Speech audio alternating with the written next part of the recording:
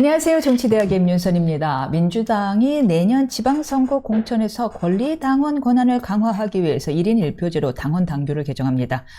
정청래 대표 주도로 개정되는 이 공천 룰을 두고서 당 안팎에서 반발이 이어지고 있는데요.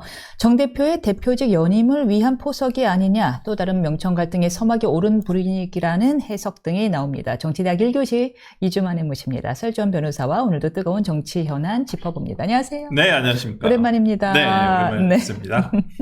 민주당에서 대의원과 권리당원의 표 비율을 똑같이 반영하는 전당원 1인 1표제로의 개정 추진을 놓고 계속 잡음이 일고 있는데, 일단 권리당원과 대의원 어떤 차이가 있는 건가요? 그러니까 권리당원은 우리가 소위 말하는 국민의힘에서는 책임당원이라고 하죠. 그러니까 유료당원이죠. 그러니까 매달 뭐 1,000원 또는 뭐 2,000원의 어떤 1,000원 이상의 어떤 유료 당원, 그러니까 당비를 납부하는 당원을 우리가 이제 민주당에서는 권리당원이라고 하고 국민의힘에서는 책임당원이라고 하는데요.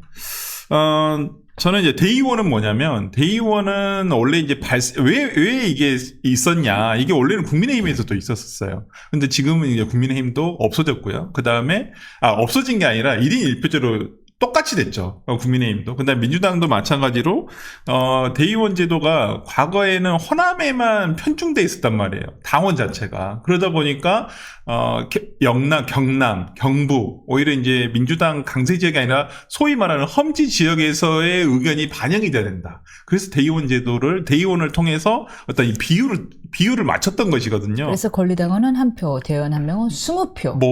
과거 이 20표도 줄어든 거예요. 원래는 70표였었어요. 그러니까 한 명이 조금 더 많은 표를 행사할 수 있었군요. 근데 이게 당원 수가 적었을 때는 그렇게 문제가 크지 않았어요. 대의원 자체가 크지 않았었는데, 이제는 권리당원이 과거에 이게 노무현 대통령, 문재인 대통령 이후에 급증을 했거든요. 그 전까지만 하더라도 민주당도 권리당원이 30만이었었어요. 근데 이게 지금은 164만이 됐죠.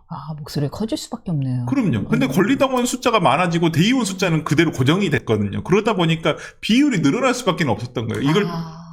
이걸 조절을 해주자. 이걸 너무 이제 과대하게 대의원에게 몰리는 거 아니냐, 그 의사결정권이. 그러다 보니까 이게 계속 완화됐던 것이거든요. 완화의 필요성이 있었던 것이죠. 예전에는 70표도 행사했었다. 그럼요. 네. 한 사람이 70표 똑같은 몫을 했었거든요. 그런 식으로 하면 이게 좀 민주적인 방향이라고 볼 수도 있는 거 아닌가요? 그런데 지금 우리나라라든지 최근 현대사회에서의 민주제가 직접 민주주의인가요? 아니잖아요. 대의민주주의예요. 직접 갈 수가 없으니까 어떤 대표를 뽑아서 우리가 여의도에 보내는 것도 그런 이유잖아요. 네. 대의제를 채택했기 때문에 국회의원이라는 사람을 뽑아가지고 우리가 의사결정을 하는데, 우리가 국민이 거기에 위임을 한 거잖아요. 마찬가지예요. 민주당의 당원이 전국적으로 균등하게 다 분포가 돼 있나요?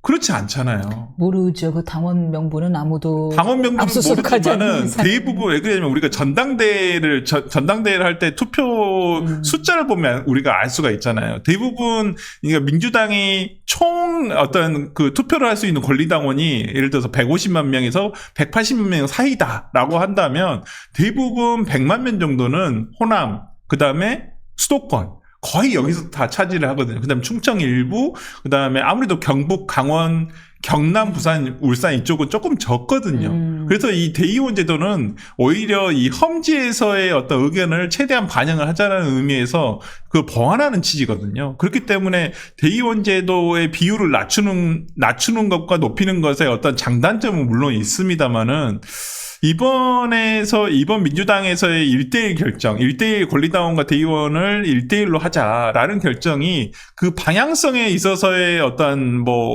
잘못됐다, 이렇게 보기는 어렵죠. 그렇게 가는 것도 맞죠. 지금 소위 민주당에서 주장하는 당원 주권주의, 저는 그게 올바른 방향이라 생각하지 않습니다만은, 어떤 대의원 제도가 가지고 있는 부작용도 있으니까, 방향에 있어서는 지금 민주당 내에서도 여기에 대해서 트집 잡는 사람은 없어요. 그러면 어떤 부분에서 트집을 잡나요? 왜 지금이냐? 그 타이밍이 항상 문제예요. 네. 사법개혁을 하자면서 갑자기 내란전 재판부도 만들고 4심제도 하재요. 왜 지금이냐? 네. 배인지도 폐지하재요. 그러니까 왜 지금이냐? 시기와 그 형식이 문제를 삼고 있는 것이거든요. 뭐가 문제인 건가? 아니, 그 왜 시기를 지금으로 잡았냐? 근데 항상 보면 정청래 대표가 어떤 반기를 들 때는 이재명 대통령이 외국으로 나갔을 때예요. 대부분. 이번에도 G20 때문에 지금 대통령이 나가 계시잖아요. 굉장히 좀 장기간 외유를 하고 있단 말이에요. 근데 이 상황에서 약간 이번 1대1로 전환하는 그 전당원 투표를, 권리당원 투표를 하는데, 아니, 이걸 하루 전? 이틀 전 공고를 단시간 내에 했단 말이에요. 그러니까 한마디로 이걸 반대하는 입장에서는, 아니, 왜 이걸 충분한 수기 과정을 거치지 않고, 이걸 진짜 번개불에 콩복박을 먹듯이 이렇게 빨리 진행을 하느냐. 아니, 대통령 들어와서 해도 되지 않느냐라고 얘기를 하는 것이거든요. 근데 정청래 대표 입장에서 봤을 때는, 아니, 지금 빨리 해야죠. 왜요? 왜 그러냐면 이제 지방선거가 얼마 남지 않았어요. 그 대통령이 와가지고 이 이슈가 분명히 당의 어떠한 내분을 일으킬 수 있는 이슈라는 것은 정청래 대표가 모르지 않아요. 이거 분명히 알고 있단 말이에요. 그리고 지금 하는 얘기가 보면, 그래서 오늘 아침 라디오를 보면 대부분 정청래 대표 측의 인사들이 라디오에 나옵니다. 오. 박상혁 의원, 그 다음에 한민수 지금 당대표 비서실장. 나와서 당대표 입장을 얘기해 주는 거예요? 굉장히 강변을 하고 있죠. 뭐래요? 왜 지금이래요? 왜 지금 해야 되냐? 아니, 그러니까 그 사람들은 지금 꼭 대통령이 나가서 지금 한다고 얘기하지 않아요. 이거 오래전부터 민주당에서 논의가 되었던 것입니다. 굉장히 오랫동안 수기가 되었던 것입니다. 이렇게 주장을 해요. 그러면 왜 지금이냐? 좋아요. 자, 좀 나눠서 볼게요. 왜 지금이냐는 아마 두 가지 의미가 있을 것 같아요. 이재명 대통령 측 입장에서는 왜 지금이냐가 왜 우리가 나가서 있을 때냐, 왜 또 시끄럽게 그냐일 수도 있고, 또 하나는 왜 그래 알았다 권리 당원들의 당원주 중심 당으로 간다는 거 그 방향을 오를지도 모르겠다. 그런데 왜 너 지방선거 앞두고야? 두 가지의 왜가 있는 것 같아요. 그 타이밍이. 제가 정청래 대표 입장에서 얘기를 한번 예. 해볼게요. 정청래 대표 입장은 이재명 대표 따라하기예요. 이재명 대통령이 대표 시절에 했던 거 그대로 따라하고 있습니다. 무엇을 위해서요? 본인이 대통령 되기 위해서.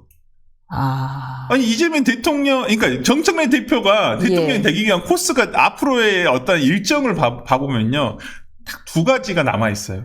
하나는 이번 지방선거 이후에 있을 전당대회. 그 다음에 그 전당대회를 통해서 만약에 자기가 당대표가 된다고 한다면 그 다음 2년 뒤에 있을 총선의 공천권 행사. 그게 남아있는 거예요. 총선의 공천권 행사. 그래서 친정 사람들을 다 꼽으면 그 다음은 대통령 경선. 당연하죠. 딱 대표의 임기가 대선 1년 전에 끝나게 돼 있어요. 거의. 파워제이네. 네. 파워제이였어. 네. 이건 다 1년에 어떤 일정을 앞두고 그 포석을 두고 지금 이렇게 움직이는 거라고 생각을 하거든요. 그러니까 정청래 대표 입장에서는 지금 움직여야 되는 거예요. 내가 당내 의원들한테 지지를 좀 덜 받고 있으니 나는 바깥 사람들 도움을 충분히 받겠다. 그럼요. 이재명 대통령님, 이거 당신이 쓴 방법인데 내가 벤치마킹 하겠습니다. 네. 그러니까 오늘 다 소위 정청래 대표 측에서 나온 인사들의 워딩의 공통점은 이거 이재명 대표 때도 했던 것이다. 이재명 대표 시절에도 논의가 됐던 것이다. 이렇게 얘기하고 있거든요. 그러면 이재명 대표 쪽에서는 더 화가 나죠. 이재명 대표 입장에서 생각해 볼까요? 왜 지금? 왜 내가 나가 있을 때? 굳이. 벌써 저렇게 네, 자신의 욕망을. 그리고 이거 지방선거에서 지금 민주당의 지방선거 출마 예정자들은 굉장히 헷갈리고 있어요. 정청래 대표 쪽에 줄을 서야 돼? 아니면 대통령실 쪽에 줄을 서야 돼? 이거 줄을 어느 쪽으로 잡아야 될지 굉장히 본인도 고민하고 있단 말이에요. 어디 서야 돼요? 네? 어디 서야 돼요? 어디 서야 되겠어요? 출마자 입장에서는 당연히 지금 정청래 대표 쪽에 서야 되는 거예요. 지금 정청래 대표가 이번 지방선거 출마자의 어떤 룰도 바꿨어요. 이 권리당원, 이번에 바꾼 게 권리당원 대의원 이게 1대1만 있는 게 아니에요. 네. 주요 포인트가 세 가지가 있습니다. 오케이. 이거 1대1로 바꾸는 거 하나랑 네. 두 번째는 전당대회에서 권리당원과 여론조사의 비율을 높이는 것도 있어요. 권리당원과 여론조사. 네. 근데 이걸 왜 그렇게 했냐? 지난번 전당대회에서 전청래 대표가 박찬대 의원, 소위 말한 친명계에서 지지하는 후보보다 더 우위에 있었던 것은 여론조사와 권리당원이었거든요. 바깥에서. 네. 자기가 유리한 걸 더 극대화시키는 것이고, 자기가 불리한 부분, 대의원에서 졌거든요. 대의원 투표에서. 대의원을 줄이는 거예요. 지금 이것이 포함되어 있는 거예요. 이번 개정 방안이네. 대놓고 야욕을 드러낸 거네요. 네, 또 하나. 이번 지방선거를 위해서 바꿨다라는 부분은 뭐냐면, 이번 지방선거에서 지역의 비례의원, 기초자치단체라든지 광역의회에서 비례의원을 기존에는 시당에서 뽑았어요. 그러니까 지역위원회에서. 네. 근데 이번에 이것을 권리당원 투표로 바꿨어요. 권리당원들이 비례의원을 뽑을 수 있게끔 바꾸는 거예요. 그럼 이제 시당의원도 네, 권리당원 눈치를 봐야 되는 네, 거고. 권리당원이 눈치를 봐야 되는 심지어 거예요. 이 권리당원도 전에는 그래도 6개월 이내에만 투표권을 줬는데 지금 6개월 이내 필요도 없고 1개월 이내면 된다면서요. 그러니까요. 그러면 천원만 1개월. 그러면 이제 뭐 누가 들어오든 상관없는 거잖아요. 네, 거의 한 달에 그냥 당비만 납부를 하는 한 달 전에 들어온 사람이면 다 된다는 거예요. 그러니까. 그렇기 때문에 이걸 네. 대통령실 입장에서 봤을 때는 아니 뭐야 이게 현역 의원들한테도 상당한 그 위협이 되거든요. 왜냐하면 현역 의원이 보통은 지역위원회에서 와. 입김이 세기 때문에 비례의원을 보통은 지역구 현역 의원이 추천을 하거나 측근들을 안 치거나 그리고 자기 사람 만들어 가는 건데 이젠 다 필요 없다. 권리당원 투표로 해서 뽑겠다. 권리당원 투표 권한이 강화되면 누구의 자리가 점점 높아지는지 아세요? 나는 지금 김어준이 떠오르는 모습만 보여. 그게 문제라는 거죠. 그러니까 이번에 이 투표 권리당원의 1대1로 이번 개정안의 찬성 숫자가 투표율이 그러니까 16% 정도 됐었나요? 그 정도 됐는데 여기서의 찬성률이 89%라는 거였잖아요. 근데 그 숫자가 대략 계산을 해보니까 20만 명 정도 된다는 거예요. 권리당원, 총 164만 명의 권리당원 중에서 20만 명 정도밖에 되지 않는다. 근데 소위 말하는 방금 얘기하신 분의 방송에 아치간 실시간 동접자가 그 정도 숫자예요. 그 구독자들 상대로 네. 여러분, 자, 우리 민주당을 위해서 권리당원 가입합시다. 죄다 가입 아니에요? 네. 그럼 이제 그러면 바로 투표권. 이제는 뭐 지역의 어떤 뭐 국회의원, 시도의원 이게 문제가 아니라 대선 후보도 만들 수 있다는 거예요. 충분히 이렇게. 그러니까 정청래 대표가 이렇게 움직이는 데는 그 막후에 배후에 어떤 김어준이라는 영향력을 가진 유튜버가 있는 것이고 그렇기 때문에 나는 이렇게 해도 충분히 할 수 있다. 생각을 하는 거죠. 근데 이재명 대통령 입장에서는 굉장히 불편할 거예요. 왜? 어찌 보면 당내에서의 친명계가 뿌리가 얕아요.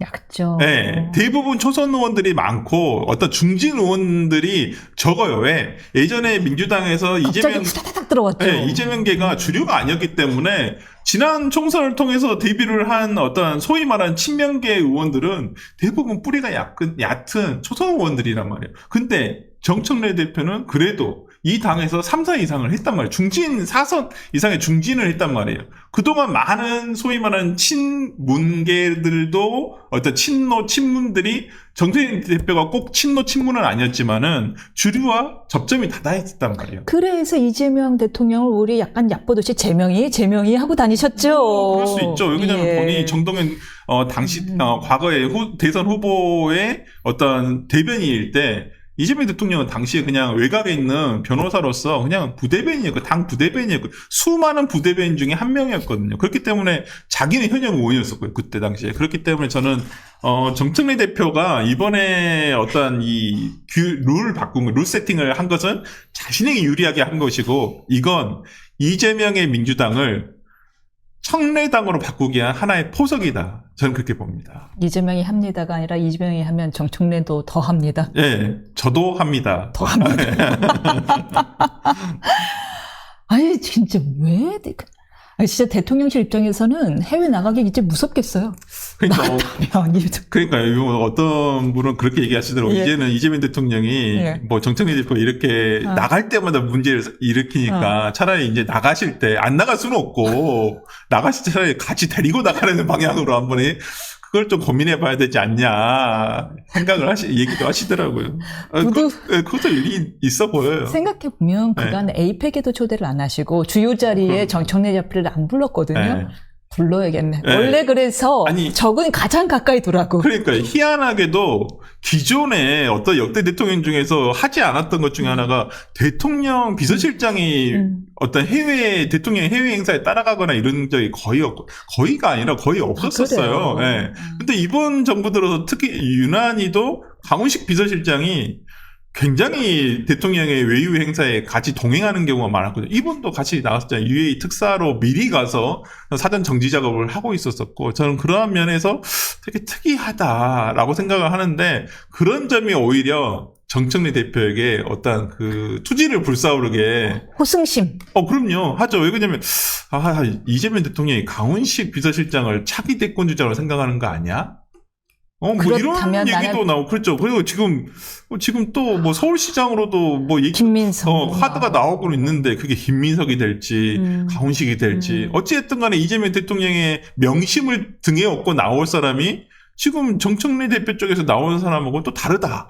그러니까 최근에 뭐 다음 서울시장과 관련해서 정청래 대표 쪽에서는 정원호 성동구청장을 띄우려고 한다. 이런 얘기도 있잖아요. 뭐 내부 어떤 의원들 중에 출마 예정자들이 있어서 그 사람들 반발에 막혀서 이렇게 뭐 막 이렇게 떠오르게는 못하고 있지만은 이런 내부 기류가 좀 있기 때문에 정청래 대표로서는 소위 말하는 의원들 중에 되는 건 상관없지만 지금의 대통령실 출신이 서울시장 후보가 된다거나 이런 건 본인이 용납할 수가 없죠. 저는 오히려 이런 그 지방선거에 대한 포석이기 때문에 정청래 대표가 좀 저급증이 걸렸다라고 비판을 듣겠지만 정청래 대표 입장에서는 지금 하지 않으면 안 된다. 승부수네. 네, 저는 그렇게 생각합니다. 조급증이라고 해야 될까요? 승부수라고 해야 될까요? 아니면 외유시 사고라고 해야 될까요? 빠지지 않는 분이 있습니다. 바로 법사위원들인데요. 이번에 한명 검사장 18명을 고발한 것을 두고도 법사위와 지도부 간에 이견이 엇갈리고 도대체 알아서 책임져라 라고 하면서 김병기 원내대표가 화를 내자 김용민 의원이 우리 다 얘기한 건데 기억 못하시나 봅니다 라는 얘기까지 했어요. 개인적으로 김용민 변호사? 김용민 의원 아세요? 아니요, 전혀 모르는. 만난 적도 없고 뭐 전혀 모르는데. 네. 글쎄요. 근데 법사위가 지금 어찌 보면 국회에서 제3당의 역할을 하는 것 같아요. 그래서 뭐 또 다른 당 같아요. 법사위 자체가 그러니까 민주당 내에서의 어떤 또 다른 만약 그 제3당이라면 정말 다른 얘기지만 국민의힘보다는 그래도 지지율이 높을 것 같긴 합니다. 정말 국민의힘은 당으로서의 지지율만 따로 떼놓고 본다면 뭐 추미애 법사위 당이라고 해야 되나요? 하여튼 거기 한 25, 6%는 나올 것 같아요. 나오죠. 소위 말하는 강성 지지층들이 아마 지지를 할 텐데. 근데 지금 여기에 굉장히 정부와 그러니까 대통령실과 김병기 원내대표는 강한 반발을 하고 있죠. 특히나 법무부에서 정성호 장관의 법무부에서 아주 추미애 법사위가 추진하는 방향의 반대 방향으로 하고 있거든요. 어찌 보면 송강 강주고검장이라든지 그다음에 검사 시보할 때 수석검사님이었어요. 진짜요? 그때도 일잘하기로 유명하셨어요. 그러니까, 일잘해서 빨리빨리 승진한다고. 그러니까 되게 차분하고 좀 면밀한 스타일 같긴 하는데 이번 수험지검장이라든지 사표 수리하지 말아라. 민주당에서 그렇거든요. 징계해야 된다. 근데 법무부에서 바로 사표 수리를 해버렸어요. 그 법무부에서 그러니까 법사위에서 18명에 대한 고소를 하자마자 그 다음날 바로 징계를 안 하고 그냥 바로 사표 수리를 해버렸거든요. 근데 오늘 나온 게 또 뭐예요? 오늘 아침 뉴스에서 법무부에서 그 18명에 대한 징계 안 하기로 했다. 이렇게 해버리거든요. 그러면 지금 법사위에서 고소를 해놓은 것들이 전부 다 거기에 대해서 인정할 수 없다라는 것을 법무부에서 직접 정성호 장관이 그렇게 한 거예요. 그렇기 때문에 지금 추미애 법사위가 오히려 너무 과한 경쟁? 그리고 뭐 그 안에 있는 분들이 대부분 내년 지방선거 출마 예정자들이 많기 때문에 너무 자기 정치한다라는 거에 대한 저는 이재명 대통령실에서의 어떤 경고라고 저는 봅니다. 민주당 외 조국혁신당에서 이제 당선됐는데 조국 대표가 했던 이야기가 민주당보다도 더 민주당스러운 좌파 정당을 만들겠다였잖아요. 네. 법사위 지금 기조가 조국혁신당이랑 딱 맞는 것 같아요. 뭐 그러긴 한데 뭐 법사위에 뭐 박은정 의원도 있으니까. 지금 다 같은 당으로 뭐가 다른지 모르겠어요. 박은정 의원 거기 있는 뭐 서영교 의원이나 추미애 의원이랑 뭐가 다른지. 저도 스탠스가 거의 똑같다고 하는데 추미애 법사위가 오히려 조국혁신당보다는 저 존재감이 부각되는 건 아닌가라는 생각이 좀 들어서 뭐 그렇습니다. 내란 재판부 설치 문제도 들어갔다가 전현희 의원이 다시 또 제기했죠. 그러니까 전현희 의원이 이번에 정청래 대표 쪽을 손을 들어줬거든요. 이번 1인 1표제와 관련해가지고 소위 황명선 최고위라든지 그다음에 이현주 신명계라고 하죠. 신친명계라고 하는 이현주 최고위로 그래요? 예. 예, 한준호 의원 정도가 최고위원, 예. 반대표를 던졌고 그다음에 이번에 전현희 의원이라든지 뭐 다른 최고위원들이 손을 들어줬거든요. 전현희 의원은 이제 판단을 한 것 같아요. 이제 명확하게 나는 정청래 대표 쪽에 손을 들어주겠다. 이렇게.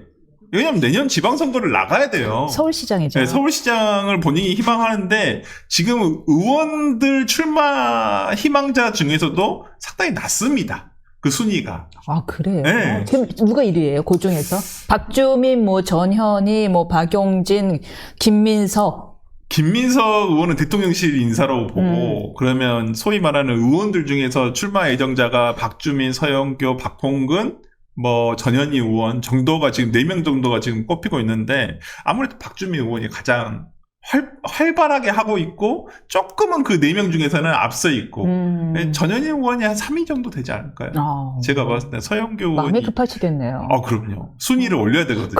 그래서 자꾸 대시비를 둘이 서로 올리는군요. 그럼요. 아니 이게 지금 너무 지금 그러니까 지금 정청래 대표가 내년 지방선거에서 후보자를 결정하는데 권리당원의 그 포션을 늘리겠다고 하고 있잖아요. 그렇다고 한다면 권리당원에 충성해야죠. 소위 말하는 뒷딸들에게 충성을. 그러니까 권리당원 다도 아니에요. 왜냐면 권리당원 다 투표하는 것도 아니잖아요. 그 중에 일부가 투표하는 거예요. 적극 관여층. 네. 그게 30%예요. 많아야 30%예요. 많아야 30%. 그렇다고 한다면 그 숫자에만 매달리면 되는 거예요. 164만 명 중에서 30%면 예를 들어서 약 40에서 50만 명 사이고요. 20%면 거의 20에서 30만 사이거든요. 그 당원들에게만 잘 보이면 난 괜찮다. 내가 될 수 있다. 그렇게 생각하거든요. 정치인들 월급 안 받아야 될 것 같아요. 그러니까 저는 되니까 당비로 해결해야 될 것 같아요. 당비를 받든지 아니면 강제로 삼성까지만 우리 왜 골프 칠 때 더블까지만 최대 형벌 더블까지만 트리플까지만 있듯이 2성까지만 아니면 3성까지만 해야지 이렇게 자기들 밥벌이 되니까요. 국민이고 뭐가 없네요. 그러니까 저는 되게 이번에 1대1로 바꾸면서 이게 문제가 뭐냐면 그러면 정당 보조금으로 나가는 돈이 있잖아요. 수백억의 보조금이 있어요. 민주당이나 국민의힘이나 정말 많은 돈이 가거든요. 세금이. 근데 다 세금이잖아요. 내가 낸 돈이 다 그렇게 나가는 거예요. 정당에 나가는 거예요. 그거에 대해서 어떻게 할 거예요? 그런데 정당에서는 일부 국민들의 의사가 반영되지 않은 일부 국민의힘이라든지 그다음에 뭐 권리당원이라든지 뭐 이런 일부 권리당원의 어떤 그 유료당원의 어떤 투표로서 공직 후보자가 결정이 돼 버리잖아요. 그 권리당원들이 내는 별표가 무슨 돈 있잖아요. 네. 그 돈으로 그냥 유지해야 될 것 같은데 지금 계속 보니까 예약한 택시 기사님이 전화가 오는 것 같아요. 그렇죠?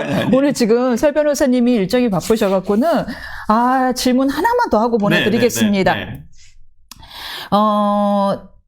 어떻게 검사 얘기 계속 나온 김에 지금 올해 검찰 내부가 검사 160명 이상의 옷을 벗었다라고 하는데요. 어찌 보면 자연스러워요. 검찰 직장이 사라진다는데 어떻게 거기 가만히 있겠습니까? 근데 문제는 뭐냐면 이 사람들이 초임 검사도 물론 있겠지만은 중경급 이상의 검사들이 있거든요. 그러면 검사라는 것은 기존의 수사 기능이 어찌 보면 70년 동안 누적돼 왔던 거예요. 도제 형식으로 왔던 거예요. 정말 도제 형식. 네, 고양이들을 호랑이로 만드는 역할을 했던 게 이 중견 검사들의 역할이었거든요. 그리고 많은 수의 검사들 진짜 한 뭐 20년 정도 채우고 이제 퇴직을 한 그 검사들의 얘기를 들어보면 내가 후배들을 키워서 수사 능력을 한마디로 올려서 나오는 게 내 역할이라고 생각을 했다라는 거예요.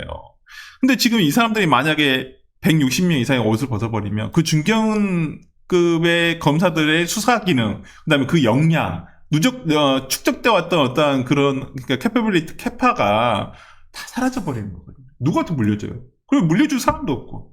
그러다 보니까 저는 뭐 이게 수사권이 조정되든 어쩌든 간에 누군가는 수사를 해야 되잖아요. 수사기관에 있어야 되잖아요. 근데 이러한 수사 능력을 누가 알게 해줄 거란 말이에요. 저는 그런 부분이 제일 걱정된다는 거예요. 지금 수사권, 그래서 저는, 이재명 정부에서는 안 되겠지만은, 나중에 보수 진영이 만약에 정권을 되찾는다고 한다면, 저는 그때는 검찰청을 다시 부활시켜야 된다. 이제 물론 기존의 단점들은 다 보완을 해야죠. 정치적인 요소라든지 정치에서 독립적으로 운영될 수 있는 저는 그러한 형식으로의 어떤 검찰의 수사권을 저는 보존을 해줘야 한다고 보여요. 그게 뭐 일부 정치 사건이 아니라 그건 진짜 일부의 일부도 안 되는 것이고 대부분은 특수수사가 금융범죄, 조직범죄 저는 이런 피해는 대부분 서민들이 겪는 것들이거든요. 이러한 사건을 담당하기 위해서라도 검찰의 검찰의 수사권에 대해서 모르겠습니다. 내년에 아예 없을지 수사 보완 요구권 있을지 보완 수사권이 계속 유지가 될지는 모르겠습니다만은 어찌됐든 간에 온전하지 않다는 부분에서는 참 걱정이 앞서는 건 사실입니다. 시스템 해체의 대가가 어떠할지 불보듯이 뻔한데 참 답답합니다. 네. 여기까지 듣겠습니다. 어서 나가세요. 네, 고생 감사합니다. 많으셨습니다.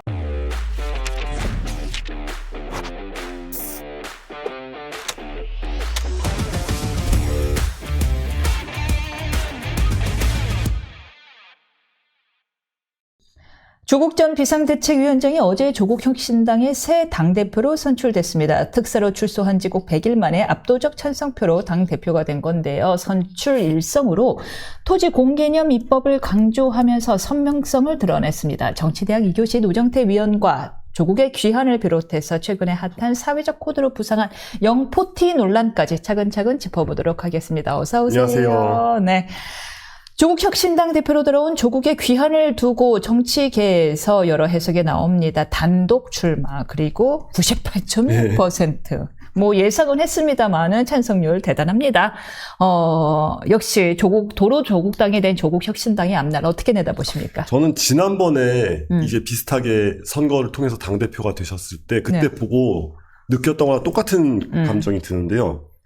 지금 이게 1.4% 그러니까 네. 이제 296명이라고 하는데 반대표를 던진 사람이 대체 무슨 생각으로 당신은 그러니까 물어보신 거예요. 당신은 조국혁신당 당원인데 무슨 생각으로 조국을 안 찍습니까? 아니 이 당에 들어왔다는 거는 솔직히 이거 조국 팬클럽이잖아요. 근데 조국 팬클럽 들어와 있으면서 왜 조국을 안 찍어요? 그게 더 이례적이에요. 그러니까 이분들을 좀 파악해가지고 어떤 그 훌륭한 언론이 있다면 심층 취재를 좀 해봐야 됩니다. 이분들의 정신. 이 사람들이 이상하네. 그러니까요. 이분들의 마인드가 뭘까? 이분들의 지금 약간 조국 대표 뭘까? 기분 나빠하겠는데요? 이 사람은 그러니까요. 뭐야. 아니, 그러니까 제가 이제 조국 팬의 입장이어서가 아니라 당연히 아니니까. 아니 너무 이상하잖아요. 그러니까 예를 들어서 우리가 민주당이에요. 민주당이면은 민주당이나 뭐 국민의힘이에요. 이런 통상적인 정당이면 비주류를 선택한다 이게 말이 되는 선택이잖아요. 얼마 전에 뭐 성비위 사건 등 때문에 예. 실망한 사람일 수 있잖아요. 근데 그럼 탈퇴를 했겠죠. 그렇죠. 탈퇴를 해야죠. 그러니까 이 정당의 존재 이유는 당 이름에 적혀 있다시피 조국인데 그러면 뭐 나는 이 당에 남아서 조국이라는 저 사람을 혁신하겠다. 그러니까 조국을 혁신하는 당이 아니라 조국이라는 사람을 혁신하기 위해서 난 여기에 남겠다. 뭐 이런 무슨 독립운동가 같은 의지도 아니고 대체 무슨 생각이실까? 그러니까 이게 뭐냐면 이 정당이라는 게 그만큼 기형적인 정당이라는 겁니다. 기형적 정당. 예, 아니 이거는 네. 선거제도를 민주당이 이제 그 정의당의 그 탐욕에 눈이 먼 정의당 때문에 생긴 그 비례대표제가 아니면 존재할 수도 없는 정당이잖아요. 그러니까 이 정당의 시작과 출현과 발전 단계 등등 모든 것이 다 법에 대한 왜곡이나 법질서의 문란, 헌정질서의 문란 등등과 다 관련되어 있는 그런 정당이잖아요. 근데 여기에 들어와서 굳이 조국을 안 찍는 그러실 거면은 정말 이 296명 어떤 그 300인의 전사가 따로 정당을 한번 만들어 보셔라 이렇게 얘기를 하고 싶습니다. 아마 그 중에 반은 기권표거나 무효표일 가능성이 있지요. 그러니까요. 근데 그 정도의 양심이 살아 있다면 이 당에 남아서 당비를 내시면 안 돼요. 그렇죠. 이 당에서 그냥 나가서 뭔가 새로운 정치의 길을 모색하시는 게 좋을 것 같습니다. 아니 어떻게 해야지 그렇게 새로운 시각을 갖게 돼요? 나는 그건 생각을 못해요. 와 98.6% 대단하다. 뭐냐 당이냐 했는데 네. 그게 아니라 너네 뭐냐? 너네는 왜 반대했냐? 그러니까요. 그러니까 거기 왜 있냐? 맞네요. 자, 조국 대표가 향후 과제로 토지 공개념 입법화, 보유세 정상화 등의 부동산 정책을 제시한 점이 눈길을 끕니다. 토지 공개념이 부동산 공화국가 강남 불패 신화를 해체하기 위한 근본적 처방이라고 서울 서초구의 자가를 갖고 계시는 우리 조 네. 대표님이 말씀을 하시니까요. 그러니까 그 서초구 방배동인가 그렇게 알고 있는데. 예, 그것도 경매를 받으신 분이 그러니까요. 말씀을 그럼 하시네요. 방배동 본인의 집부터 좀 공개념을 해보시던가. 예. 뭐 예를 들면은 뭐 난민 쉘터로 개방을 하시던가. 뭐 여러 가지 방법이 있을 거 아니에요. 뭐 어린이집 13평씩 잘라갖고는. 그러니까요. 보육원을 만들든가 뭐 여러 가지 방법이 있을 거 아닙니까? 절대 그렇게 할 생각이 없잖아요. 그러니까 이분들이 지금 이게 결국엔 조국혁신당이라는 게 민주당과 현재의 민주당과 도찐개찐이라고 말할 수밖에 없는 게 15 대책에서 했던 거 15 대책의 그 어떤 멘탈리티를 훨씬 더 그냥 강화해서 얘기하고 있는 것 뿐이잖아요. 근데 이번 경우에는 솔직히 실현도 불가능해 보이는 무언가를 그냥 막 내질러서 자신들의 어떤 그런 그 뒤틀리고 왜곡되어 있는 그 정의관념. 그러니까 나는 안 하지만 세상은 다 정의로워져가지고 내가 정의로운 세상에서 공짜로 살면 좋겠다. 뭐 이런 종류의 정의관념을 마구 표출하기 위한 정당이 되어 있고 그 정당의 대표로 다시 한번 등극을 하신 거죠. 그러니까 이런다고 해서 부동산 공화국 해체 안 된다. 오히려 강남 불패 신화는 더 커진다. 이미 문재인 정권 때 정말 좀 끔찍한 사회 실험을 한 거 아닙니까?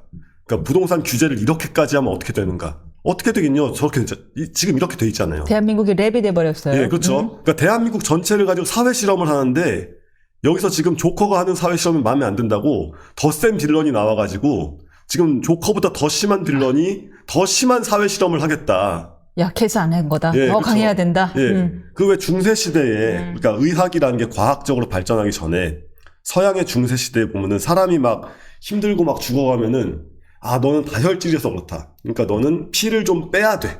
라고 하면서 일부러 정맥 같은 데 이렇게 상처를 내가지고 피를 흘리는 사혈요법이라는 걸 했거든요. 근데 사혈요법을 하면 사람이 죽어갈 거 아니에요. 피를 흘리니까. 그렇죠. 그러면 어떻게 했냐. 피를 더 많이 흘리겠습니다. 아직 부족하구나. 이게 흔한 돌팔이 의사들이 하는 행동이잖아요. 왜냐하면 내가 틀렸다는 걸 인정하는 순간 내가 이 마을에서 의사로 갖는 권위가 사라지기 때문에 내 처방이 잘못됐어도 환자가 잘못되면은 환자 탓입니다. 지금 환자 탓하는 거예요. 이 돌팔이 의사가.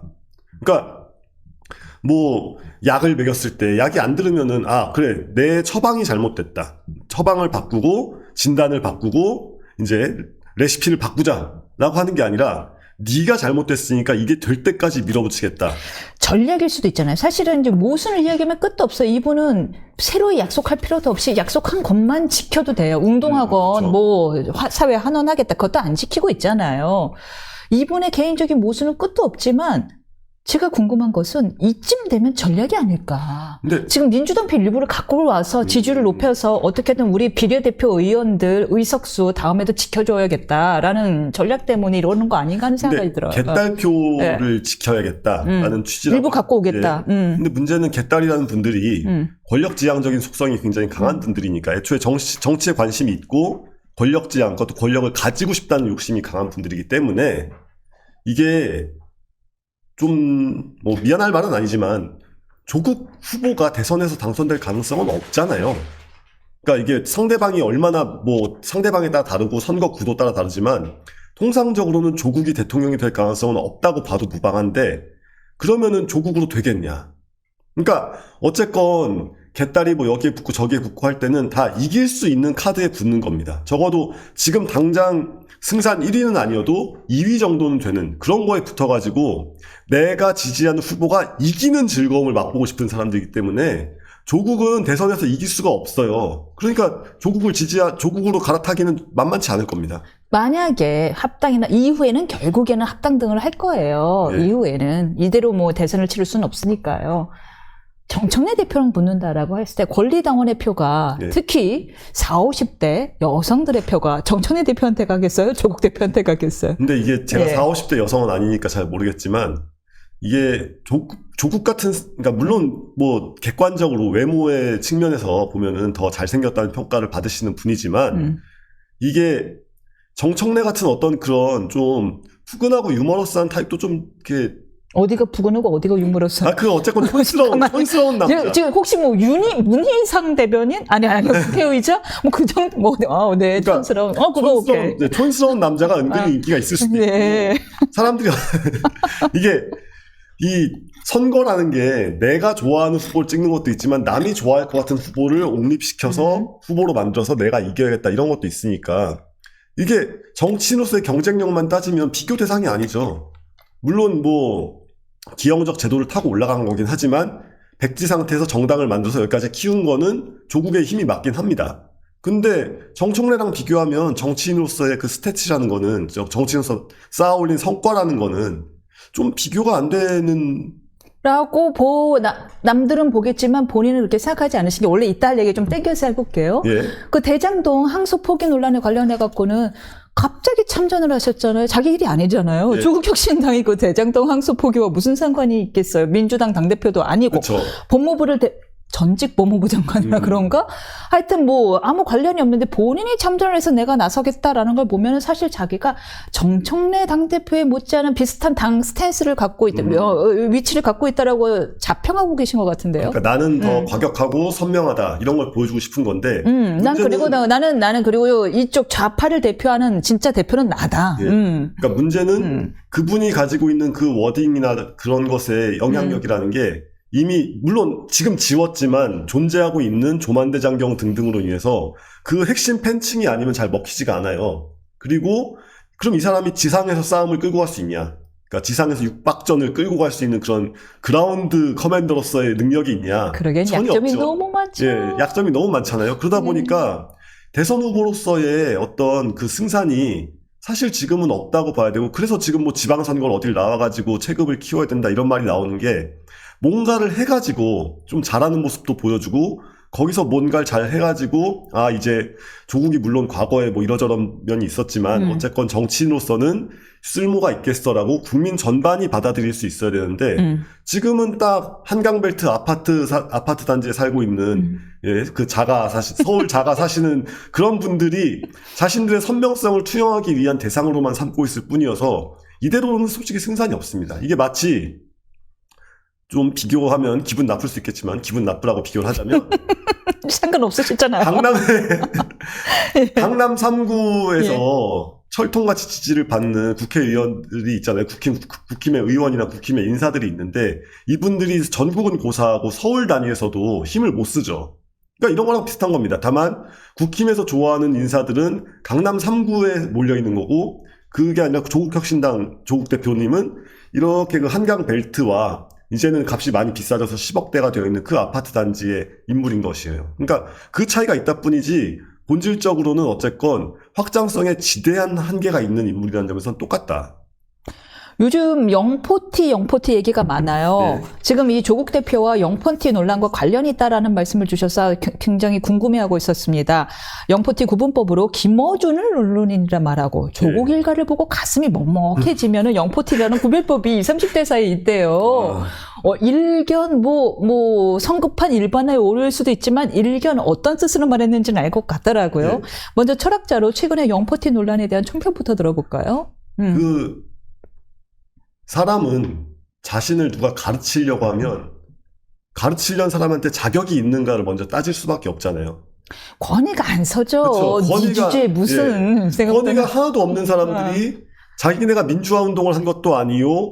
뭐 대단한 어떤 운동을 한 것도 아니고 기껏해야 최근에 촛불 시위 몇 번 나와가지고 정말 그 경찰이 보호해주는 안전한 분위기에서 촛불 몇 번 들었다고 SNS에 그냥 몇 번 쓰고 대단한 투쟁을 했다고 생각하는 그런 사람들이 지금 지금 영포티랑 비영포티를 가르는 기준이 저도 40대지만 제가 아니라고 얘기를 하면 양심 없는 소리 아니냐 할 수도 있겠지만 그게 중요한 게 아니라 자산의 문제입니다. 사실 영포티 갈등은 자산의 문제고 지금 그 영포티라고 묘사되어 있는 사람들을 이제 그 묘사되어 있는 풍자 그림도 있고 여러 가지가 있잖아요. 그런 걸 볼 때 다들 어느 정도 경제적으로는 윤택합니다. 경제적으로 먹고 살만해요. 먹고 살만한 사람들. 근데 자기네가 뭔가 그 구체제하고 싸우는 반항아의 이미지를 계속 가져가고 싶은 그런 사람들이란 말이에요. 반골의 이미지. 예. 근데 진짜 반골, 진짜 반항아들은 지금 20대, 30대 남자들이잖아요. 특히 남자들. 그리고 여자들도 이제 많이 탈민주당화 되고 있는데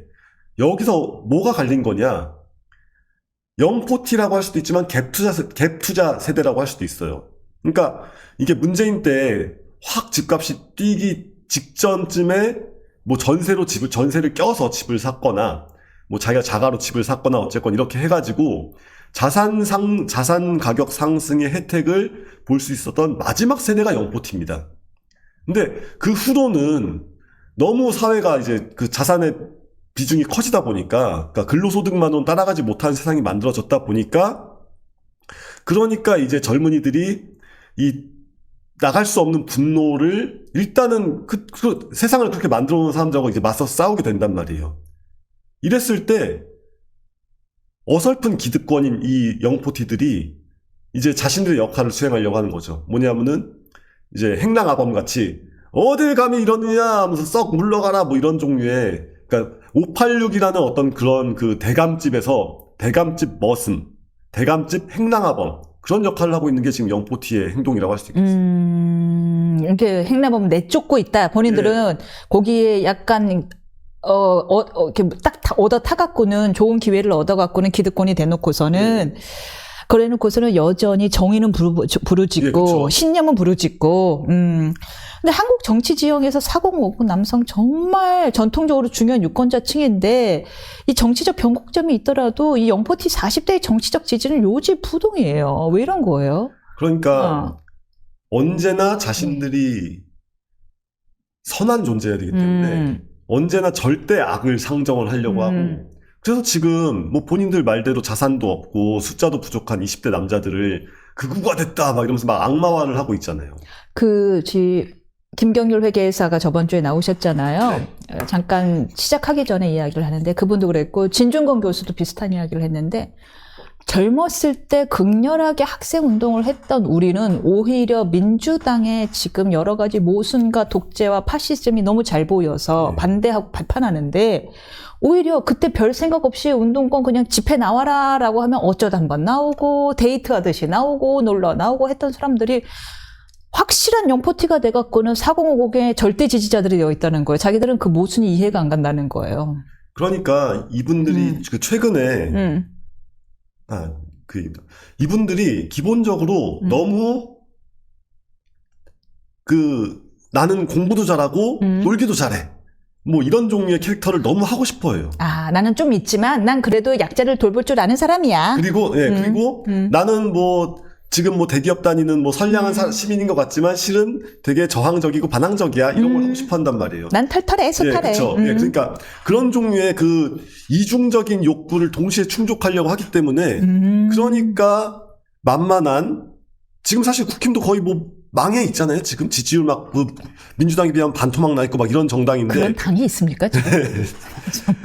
그런 악마가 부활하는 걸 막아야 된다 막 이러면서 계속 자신들만의 주문을 외우고 연부를 외우고 이렇게 먹먹해지는 그 불쌍한 신과 이제 가슴이 뻥 뚫리는 시원한 신을 동시에 모시고 사는 그런 사람들이 돼 있는 거죠. 그러니까 애초에 이분들이 정신적으로 성장을 하지 않는 겁니다. 뭐냐면 이분들의 젊었을 때가 저는 이제 01학번이니까 2000년, 그러니까 젊었을 90년대 때 말, 집회 몇 번 나간 게 자기들 마음속 표창이에요. 90년대 말 2000년대 초에 저는 성장기였고 그때는 이미 군사 독재 시절에 잔향이 다 거의 다 끝나간 시점이었잖아요. 근데 이분들은 군사 독재 정부가 끝나고 어쨌건 노태우가 민선으로 뽑히고 그다음에 김영삼까지 뽑혀서 사실상 형식적 민주화가 완성된 시점에 그때부터 민주화 운동을 시작한 사람들이에요. 진짜 그래요. 저희 선배들 위에도 그랬어요. 그러니까 머릿속에서 아직도 끝나지 않은 민주화 투쟁이 있고 그걸 계속하면은 이게 대기업 다니는 직장인이건 뭐 잘 버는 뭐 자영업자가 됐건 뭐가 됐건 잘 먹고 잘 살면서 동시에 영원한 반항아, 청춘일 수 있는. 그래서 어떤 유튜브 나온 거, 이렇게 유튜브 캡처해 놓은 걸 봤는데 본인들끼리 우리는 정말 건강해야 된다. 왜냐하면 역사상 가장 민주적인 세대이기 때문에 라고 하면서 이렇게 자화자찬들 하고 있더라고요. 론스타 승소 이야기를 해볼까요? 천문학적인 손실을 입을 뻔했고 승소 가능성이 거의 낮다라고 해서 하지 말라라는 당의 비판에도 불구하고 야당의 비판에도 불구하고 한동훈 당시 법무부 장관이 한동훈 취소 신청을 주도해야 했는데 1.7%의 항소율을 뚫고서는 승소율을 뚫고서는 결국 승소 판결을 받아냈습니다. 뒤늦게 김민석 총리 등이 열을 의식했는지 호평한 점도 흥미로웠는데 처음에는 이재명 대통령의 성과다라고 말을 해서 좀 그랬어요. 예. 정치권의 공치사 어떻게 보십니까? 아니 공치사 이전에 저는 이 사건을 보고 제일 처음 들었던 생각이 특검해야 된다. 왜요? 아니 이거 2003년인가 그다음 이제 외환위기 때문에 폭격을 맞아가지고 이제 외환은행이 이제 매물로 시장에 부도가 나서 매물로 나와 있었고 1조짜리 매물로 나와 있었고 그걸 론스타가 사간 거잖아요. 근데 론스타라는 자본 자체의 속성이 뭐 굳이 나누자면 금융 자본이 아니라 산업 자본이란 말이에요. 그 벤처 캐피탈이고 벤처 캐피탈의 투자 대상들이 은행이 대체로는 아니기 때문에 이 사람들은 애초에 금융업자가 아니에요. 그냥 투자업자지. 그냥 이제 싸게 살고 비싸게 싸게 살고 비싸게 팔고. 예, 그렇죠. 그런데 론스타한테 이걸 왜 팔죠? 그러니까 처음에 론스타 매각이라는 결정이 났을 때부터 논란이 컸습니다, 사실. 왜 론스타가 왜 론스타한테 파느냐. 근데 이거를 그 당시 금감위에서 허가를 해줬고 그 다음에 이제 국내적으로 막 논란이 커지고 뭐 어쩌고 하면서 그때 정권 바뀌어서 이명박 때 수사가 들어가서 그때 30대 검사 한동훈이 수사를 해가지고 외환은행 관련해서 그러니까 외환은행 론스타 매각 관련해가지고 여러 가지 사건들이 기소가 됐는데 그 중에 딱 하나 유죄가 나온 게 한동훈이 했던 케이스였거든요. 그래서 더 이거는 소송해야 된다라고 했군요. 해봐서 아는데 저놈들 나쁜 놈이다. 한 푼도 줄 수 없다. 그러니까 이제 그게 맞으면 뭐 한동훈 특유의 뭐 잘나기도 했으니까 잘난 척인데 남들은 다 패소했지만 난 승소했으니까 내가 되게 잘한다 이런 느낌도 좀 있는 건데 어쨌거나 애초에 이런 매각을 왜 하냐는 거죠. 그러니까 물론 그 당시에 한국이 굉장히 힘든 시기를 거치고 있었지만 뭐 워크아웃을 하고 법정 관리를 하고 어떻게 해가지고 좀 유지를 하다가 인수할 수 있는 국내 은행이 나오면 그때 팔아도 되는 거였거든요. 근데 매각이 특혜라는 얘기가 있었죠. 이미 스물시효가 다 공소시효가 다 지나서 뭐 특검이 가능할지 것 같진 않은데. 그 공소시효 지나도 예를 들면은 전두환 노태우의 그 내란죄 5.18 특별법 이런 걸 통해서 공소시효라는 게 지금 우리나라에서 뭐 그렇게 공소시효가 있고 절차가 있고 이런 얘기를 그렇게까지 엄격하게 할 필요가 있는 나라가 됐는가라는 회의가 좀 들기 때문에 하는 말씀인데. 네. 아니 이렇게까지 대놓고 은행 하나를 통째로 팔려다가 그러니까 결과적으로 실패를 하게 됐지만 그 과정에서 굉장히 많은 비용이 소모가 됐고 그리고 어쨌건 이제 이 외환은행을 하나은행이 인수를 했잖아요. 그래가지고 그때 시세 차익만 5억인가 6억인가 5조인가 6조가 론스타가 벌었는데 론스타는 우리가 그만큼을 더 못 벌었다라고 하면서 6조를 더 내놔라라고 소송을 한 거잖아요. 그러니까 이런 종류의 정책 결정과 이게 아무런 비판도 평가도 없이 그냥 지나간다고? 이게 말이 되는 일인가요? 당시 어떤 일이 있었는지에 대한 이야기인 건데. 그러니까 이거는 국민들이 정확하게 알 필요가 있고 단순한 조사가 아니라 이런 거는 사실 영화를 소재로 만들어줘야 돼요. 영화 이미 하나 있습니다. 그래가지고 거기 제목은 기억 안 나는데 주연 배우가 조진웅 배우예요. 그래가지고 조진웅 배우가 윤석열 그때만 해도 윤석열이 그 민주당 쪽 사람으로서 인기가 좋았기 때문에 뚱뚱하고 그러니까 뚝심 있는 검사로 나와가지고 이 론스타 외국 자본을 상대로 한 소송을 막 진행하는 그런 역할로 나와요. 이 한동훈 대표 이야기 좀 해볼까 하는데요. 대장동 항소 포기 사태 때도 누구보다도 앞서서 불법성 강조하면서 전투력을 올리고 그다음에 여러 가지 여론을 주도했었는데 이번 론스타 승소까지 한동훈 전 대표의 주가가 한껏 오른 분위기입니다. 그러니까요. 근데 이게 말하자면 똑똑한 정치인이 먹히는 타이밍이 있고 멍청 내지는 이렇게 뭔가 푸근한 이렇게 똑순이와 푸근이라고 치면 아까 뭐라 그랬죠? 깍쟁이랑 푸근하고 유머러스한. 그러니까 그렇게 허허실실한 사람이 통할 때가 있어요, 대중적으로. 근데 사실 후자가 그러니까 이게 허허실실한 너그러울 것 같은 그런 사람이 정치인으로서는 사실 조금 더 이렇게 더잘 주연 먹히죠. 캐릭터죠. 약간 그쵸, 말하자면 그쵸. 주연 캐릭터고 예. 똑똑한 사람은 조연 캐릭터인데 참모 역할이죠, 보통은. 예. 근데 문제는 지금 국힘이 네. 그러니까 이렇게 똑똑한 사람을 감싸 안아줄 수 있는 그런 종류의 리더십 같은 게 전혀 없고 없잖아요. 없고 한동훈이라는 사람이 가지고 있는 여러 가지 자산이 동시에 지금 상승 기류를 일으켜서 폭발하고 있는 이런 타임인데 이러면 어느 정도 힘을 실어줘야죠. 그러니까 한동훈 대표가 지금 여론을 만들어주고 있고 대여 투쟁을 잘하고 있으면 오히려 당에서 좀 도와줘야 되는데 당이 너무 지금 안 도와주고 있다라는 이야기를 해보고 도와줄 필요도 없습니다. 도와줄 필요도 없고 그냥 예. 잘했다. 예. 좋아. 박수 쳐준다. 역시 우리 국민의힘에는 인재가 많군. 뭐 이 정도 말만 해도 돼요. 그러니까 그 한동훈이 얘기하는 논점이나 주제 같은 걸 적극적으로 도와줄 필요가 없고 지금 어차피 국민의힘의 핵심 지지층은 그래도 여전히 한동훈이 좀 밉다 이런 분들이 많으니까 밉지만 똘똘한 우리 편이긴 하지 정도의 포지션으로 안아만 줘도 됩니다. 그냥 끌어안아만 줘도 되는데 그걸 하기 싫다고 심지어 지금 뭐 김민석 총리도 나중에 얘기 나왔고 정성호 장관도 한동훈 뭐 그때 잘했습니다 라는 얘기를 했는데 그걸 굳이 국민의힘에서는 네가 잘난 척하지 마 이런 소리를 왜 혼자 한 거다. 혼자 다 한 혼자 한 거냐. 거다. 아니 그런 소리를 왜 하냐고요. 그게 방금 말했지만 두뇌로 승부하는 정치인과 인품으로 승부하는 정치인이 있을 때 인품에서 승부가 안 되는 걸 그렇게까지 보여줘 버리면 원래 두뇌가 없으신 건 다 아니까 아무것도 왜요? 없는 게 되잖아요. 원래 장동혁 대표도 굉장히 머리가 좋죠. 법관 출신이잖아요. 근데 이제 지금 이런, 감정이 머리가 안 그러니까, 들어. 이런 핵심적인 사안별로 어떤 그런 따박따박 똘똘하게 해서 싸울 수 있냐 없냐 이걸 놓고 봤을 때 저는 장동혁 대표뿐만 아니라 김민수 아하. 저는 그분의 발언을 염두에 두고 한 말이었는데요. 예, 그렇군요. 아니 그 무슨 말이 되는 얘기를 해야죠. 그러니까 이렇게 노골적으로 초를 치겠다.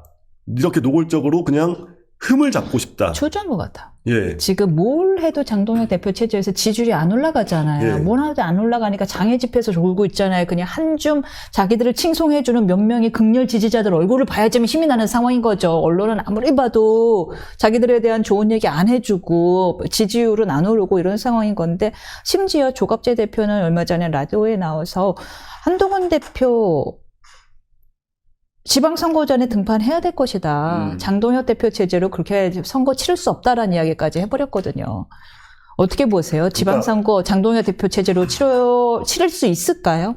장동혁 대표가 본인 캐릭터를 정해야 됩니다. 지금 계속 말씀드린 것처럼 덕장으로 갈 거냐 지장으로 갈 거냐 해서 지장으로 가려면 뭔가 이런 식의 론스타건이 됐건 뭐가 됐건 확실한 소스가 있어야 되고 소스가 없더라도 뭐 토론이 됐건 뭐가 됐건 기회가 될 때 멍석이 깔렸을 때 굉장히 잘하는 모습을 보여줘야 됩니다. 근데 그런 기회를 남들이 만들어줄 리도 없고 상대방이 만들어줄 리도 없고 또 그거를 본인은 똘똘하게 잘했다고 생각하지만 국민이 대중이 그렇게 봐줄 가능성도 미지수니까 기본은 덕장이에요. 정치의 기본은 일단 덕장이 되고 보는 겁니다. 근데 여기서 장동혁이 한동훈을 끌어안으면 한동훈도 오히려 뭐라고 할 수가 없어요. 왜냐하면 어쨌건 본인이 키웠던 사람인데 그 사람이 이제 지난 앙금을 이제 털고 잘 해보자고 한다 라고 할 때 여기서 뭐 이래버리면 완전 바보 되는 거거든요. 근데 그거를 안 한다, 그걸 못 한다라는 거는 큰 정치를 할 어떤 그 기본 소양의 문제입니다. 아니 예로부터 그 한국의 정치사만 돌이켜봐도 YSDJ도 맨날 싸우다가 다시 화해했다 싸우다 화해했다 그랬고 그 뭐 좋은 예라고 할 수는 없겠지만 옛날에 이제 뭐 박정희가 됐건 예. 그분들도 마찬가지잖아요. 그 죽일 둥 살 둥 싸우다가 예. 필요할 때가 되면 손 잡고 국민이 원하는 모습 보여주고 예. 이렇게 해야죠. 근데 대체 이유가 구체적으로 뭔지는 모르겠지만 못 받아들인다. 한동훈 절대 안 된다.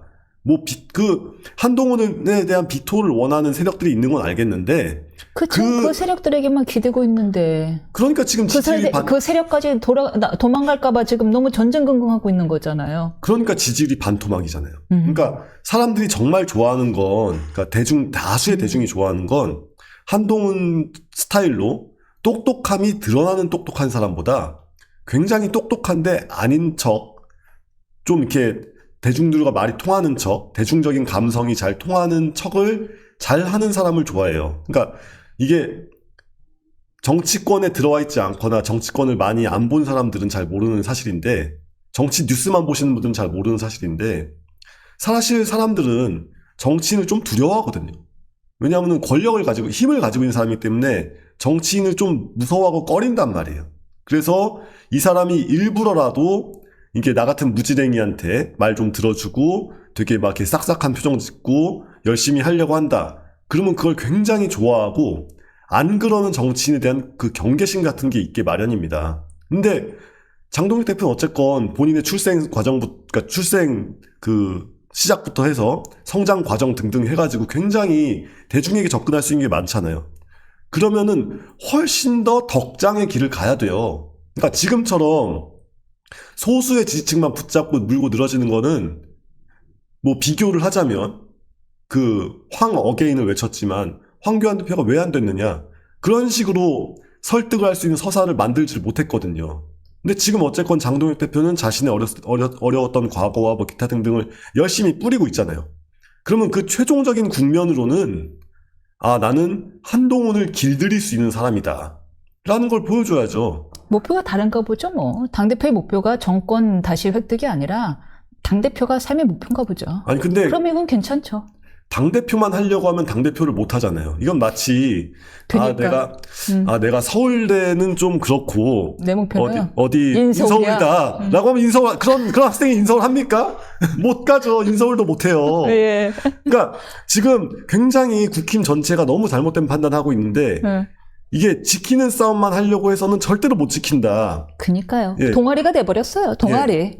정당이 아니에요. 그럼 국가세금 왜 받아갑니까? 그러니까요. 근데 그런 식의 동아리가 되어 있으면 이게 확장성이 없으면 인재가 오지 않고, 인재가 오지 않으면 점점 더 줄어들고, 점점 더 줄어들면은 그 안에서 내분만 심해지거든요. 그러니까 이게 회사가 커질 때보다 회사가 망할 때 이 사내 정치 같은 게 더 심해지고, 이게 뭐, 아니, 왜냐면 먹을 게 없으니까. 먹을 게 그러니까요. 있어야지 누굴 달래고 뭐 하고 하죠. 예, 근데 어쨌건 한동훈은 먹을 걸 잘 벌어올 수 있는 사람이에요. 먹을 걸 잘 벌어오는 사람이고, 한동훈 개인이 지금 개인기로 뚫어낸 게 얼마나 많습니까? 아니, 정말 탁월한 역량을 갖고 있잖아요. 안 보여, 안 보여. 예, 그걸 안 보여, 안 들려. 우리는 한동훈이 싫어, 우리는 한동훈이 싫어, 배신자, 뭐 이런 식으로 뭐, 그 여러 가지 뭐 용어들 있지 않습니까? 대변인도 안 자르더라고요. 아, 그러니까요. 한동훈 대표 잘 비판한다고. 그러니까 아니 애초에 이 정당의 존재 이유가 한동훈을 비판하기 위해 존재하는 정당이냐. 애초에 한동훈이 없었으면, 한동훈이 그때 당대표가 아니었으면 지금 이 시점에 위헌정당 심판받아서 없어졌을 정당이에요. 이 와중에 지금 지방선거 앞두고서는 그 위원장, 지방선거 뭐 대책위원장으로 뭐 전략위원장인가 나경원 의원이 나왔는데 얼마 전 방송에서 만났는데, 예. 더더욱 당성 강화하고 그동안 우리 시위, 피켓 시위에 얼마나 많이 출연했는지, 참여했는지 등등을 공천의 심사 요건으로 삼겠다는 거예요. 동아리 되겠다는 얘기잖아요. 이게 동작 구민들이 예. 대체 지역구 관리를 얼마나 잘하시는지 모르겠는데, 이래도 동작구에서 당선이 된다는 것도 참 놀라운 일인 것 같습니다. 아니, 그러니까 잘못된 방향으로 가고 있다는 걸 알았을 때, 그거를 남이 멈춰주길 바라면서 계속 같은 행동을 하는 그 사람들이 있잖아요. 대체로 사춘기 때 많이 벌어지고, 이제 사춘기 젊은 어린애들이 이제 엄마 날 좀 말려줘 막 마음속으로 막 그렇게 생각하면서 막 뭐 온갖 종류의 반항을 하는데, 40춘기도 아니고 50춘기도 아니고 60춘기이신 분들이 왜 이러냐는 거죠. 아니, 지금 이럴 때가 아니에요. 이게 아까도 얘기했지만 계엄이라는 건 정말 큰 일이었고, 만약에 그때 국민의힘 당대표가 주도해서 계엄을 멈춘다는 표결을 하지 않았더라면 지금 그냥 위헌정당 심판으로 박살이 났을 겁니다. 아니, 지금 여러 가지 법적 제어 장치가 있음에도 불구하고 법을 바꾸고 검찰을 뭐 어떻게 뒤틀고 해가지고서 하는 일이 이 정도인데, 그 당시에 그것마저 안 했어 봐요. 국민의힘은 해체됐고 대한민국은 일당 독재 국가가 됐습니다. 근데 그거를 막아낸 사람을 두고 오히려 자기네가 너 때문에 민주당에 민주당 공산당이 판을 치는 거고 한동훈 너도 민주당 뿌락치고 이런 소리들을 하고 있으니 얼마나 현실 인식이 안 되는 분들이 이게. 그리고 현실 인식이 안 되는 게 능력의 문제가 아니라 의지의 문제잖아요. 그냥 그렇게 보고 싶지 않은 거잖아요. 생존의 문제일 수도 있어요. 왜냐하면 잘못을 인정하는 순간 거기에 약간 동조했던 윤 대통령과 가까웠던 사람들이 1차 척결 대상이 되니까요. 그러니까 생존의 문제일 수 있는 거죠. 사실은 살고파서. 그래서 장동혁 대표의 역할이 중요하다는 겁니다. 왜냐하면은 그때는 친한계였던 관계로 결백하죠. 그 장동혁이 있으니까 중간자잖아요. 말하자면 친윤이 아니었으니까 처음에는. 그러니까 한동훈을 통해서 성장을 했으니까 그 맥락을 가지고 가서 이제 국민의힘이 정당으로서 이제 뭐 반성을 하고 있다라는 예. 포지션을 만들면서 그 중간에서 화해를 시켜야죠. 예. 그러니까 다시 한번 얘기하지만 똑똑한 공격수 역할은 아무나 할 수 있는 것도 아니고 아무에게나 그런 기회가 주어지지 않습니다. 근데 정치의 본질은 내가 똑똑한 게 아니라 똑똑한 사람들을 적재적소에 가게 만들어서 최대한의 효율을 만들어내는 거고, 그랬을 때 장동혁이 할 수 있는 역할이 분명히 있단 말이에요. 그러니까 윤석열을 좋아했던, 윤석열을 지지했던, 아니면 심지어 지금까지도 뭔가 뭐 황어갱이 됐건 뭐 윤어갱이 됐건 뭘 하고 싶은 사람들과, 그게 아니라 계엄은 완전히 잘못됐고 이제 뭐 하는 그 극단의 의견을 본인이 인화력으로 소화를 해야죠. 근데 그걸 못한다? 그럼 뭐하러 당대표를 합니까? 알겠습니다. 여기까지 듣겠습니다. 네, 감사합니다. 고맙습니다.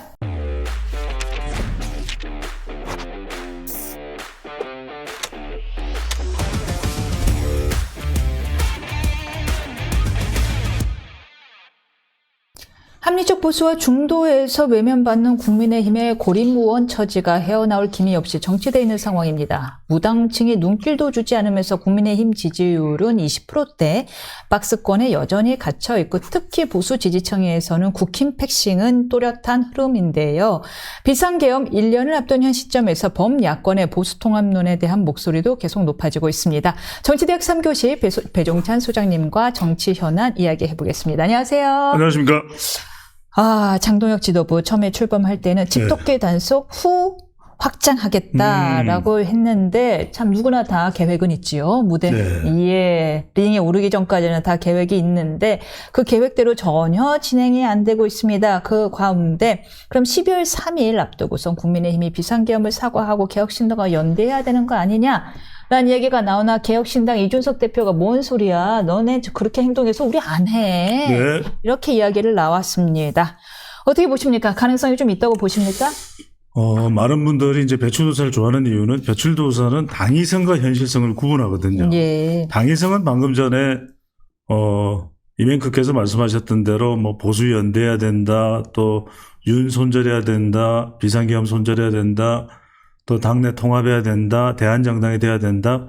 정답은 알아요, 뭔지를. 이게 당이에요. 근데 이제 현실성은 뭐냐면 지금 강한 지지층들을 결집해서 이끌어 나가야 되는 장동혁 대표, 장애투쟁을 하는 이유도 그렇고 전당대회에서도 본인이 주장했던 바도 그거잖아요. 그죠? 그 당이 나는 강성 지지층을 결집하겠다. 거기서 벗어나기는 어려울 것 같아요. 그리고 제가 지난번에도 말씀드렸지만 국힘 이야기 많이 하면 조회수가 안 나와요. 예. 그러면 무슨 이야기를 할까요? 예. 예, 뭐 알려주시죠. 어떤 키워드로 이야기를 하면 그러니까 뭐 좋을까요? 대표 정책이나, 전문가로. 예. 네, 국정 운영이나 정책. 어떤 정책을 이야기하면 좋을까요? 뭐 이제 많죠. 예. 안보도 있고 경제도 있고 또 최근에 나오는 또 공무원 내란 공무원 색출도 있고. 예.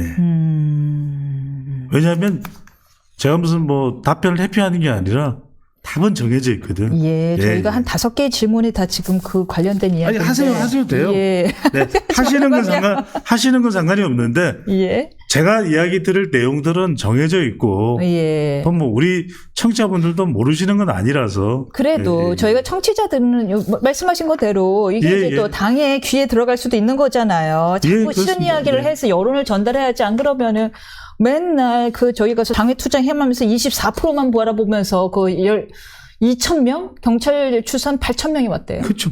그 2,000명 바라보면 예상됐던 거죠. 사실 한 2,000명 와 있다는 얘기잖아요. 그 예상됐던 사람들 바라보고 거죠. 정치할 텐데.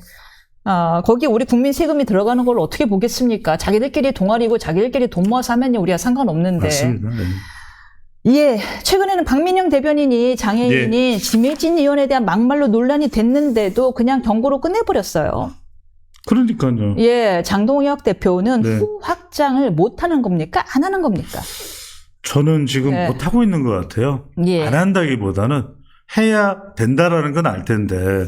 첫 번째 보면은 제가 정당에 대해서 이야기하실 때는 정당 지지율 올라가면은 3P가 있어야 된다. 이거는 뭐 하도 많이 이야기를 해가지고 우리가 정치대학 들으시는 분들은 알 거예요. 첫 번째는 P가 필로소피. 이거는 이제 정체성이에요. 그러니까 이거는 이 철학을 어떻게 하느냐가 중요한데 이 철학의 핵심은 모든 정당이 그렇습니다. 모든 정당은 수권 정당을 목표로 하기 때문에 외연을 확장해야 돼요. 근데 외연을 확장해야 되는데 지금은 결집을 하겠다. 나중에 확장하겠다. 그럼 나중에 확장하고 싶을 때 기다려주고 있느냐? 그럼 기다리고 있다가 기다리고 있었습니다. 지금부터 드디어 돌아오셨군요. 확장을 해드리겠습니다. 그게 아니에요. 그걸 될 수가 없어요. 이미 비호감으로 찍혀버렸는데. 그게 되면은 그 방법을 알면 제가 왜 이러고 있겠습니까? 이 배추도사가 나가서 대통령 하죠. 그렇잖아요. 국민들을 다 홀리게 만들어서 우리 4천만 유권자, 국민은 5천만 명이지만 유권자는 4천만 명이니까 그럼 제가 대통령 했죠. 이민석 국무총리고. 근데 그게 아니라는 거. 그 다음에 P는 뭐냐면 제가 그때 말씀드리면 지금 지명직 최고위원도 임명 못했죠. 그게 뭐냐면 뭔가 좀 과감하게 하고 정답이라고 하는 방향을 나가야 되는데 못 나가는 거야. 모르지는 않을 것 같아요. 모르지는 않는데 하지를 못하는 것 같아. 그러니까 P는 뭐냐면 이 P는 팔러시 실력이거든요. 그러니까 그래도 보수와 민주당을 비교를 할 때 사람들이 배추도사 똑똑하다. 사람들이 일단 배추도사 그러면 똑똑하다는 이야기를 하는 이유는 실력이에요. 적어도 저 사람이 뭐가 됐든 제가 모든 걸 다 잘할 수는 없지만 제가 가지고 있는 그 장점만큼은 사람들이 인정을 해주는 거죠. 인정을 받는 거죠.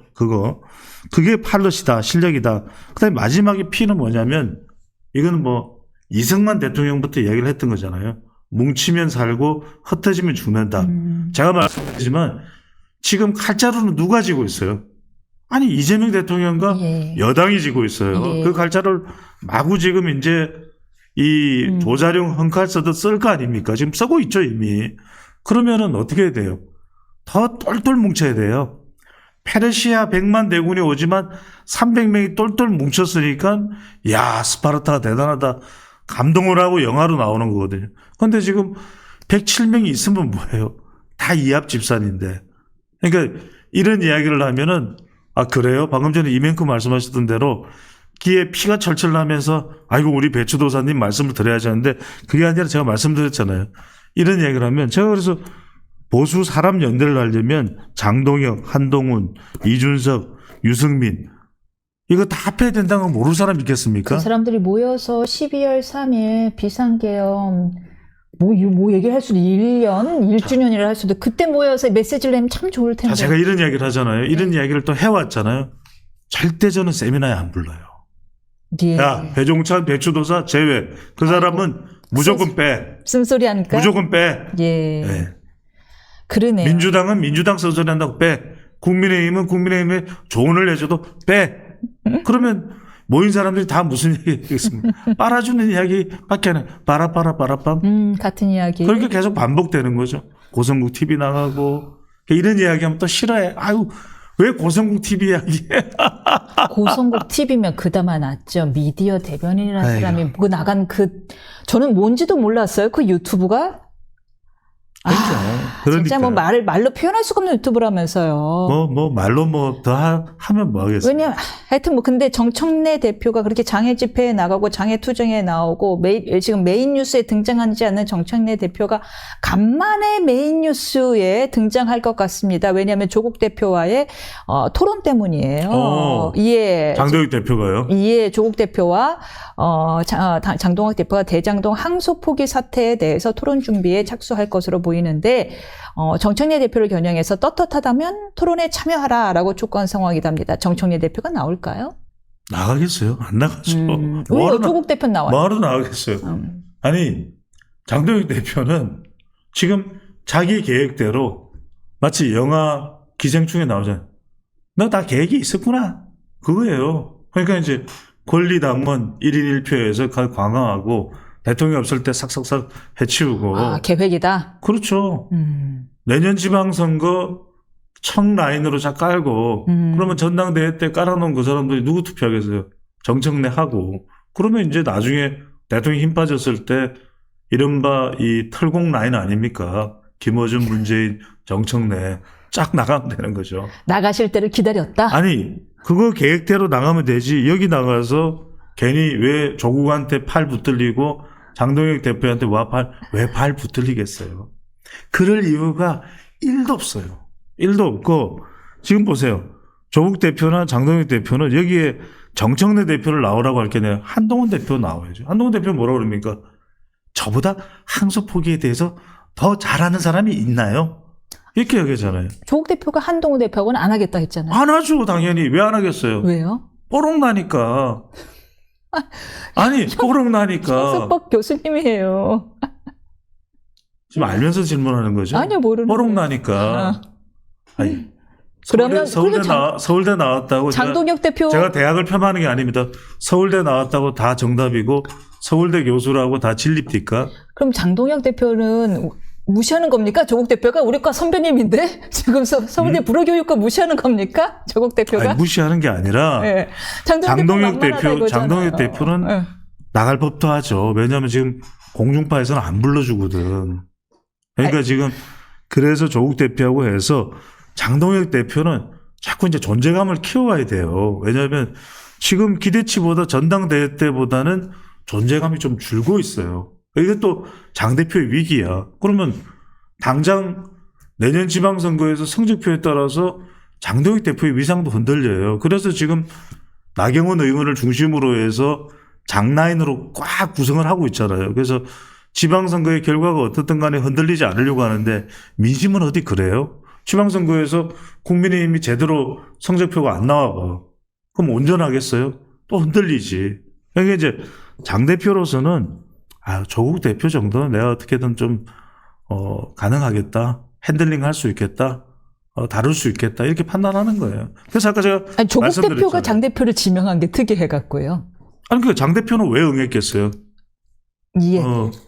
조국 대표쯤이야 생각하겠죠. 예. 장동혁 대표도. 예, 알겠습니다. 그 민주당 상황 조금 얘기해 볼까요? 좀 예. 전에 말씀 주셨는데 1인 1표제 당헌 당규 개정 다 계획한 바다. 예, 당내 분열이 가속화될 텐데요. 그거 뭐 모르고 하겠어요. 가속화되더라도 예. 아까 말씀드렸잖아요. 영화 기생충처럼 이미 다 계획이 있었구나. 그 계획의 첫 번째는 뭡니까? 일단은 털공 라인을 견고하게 구축한다.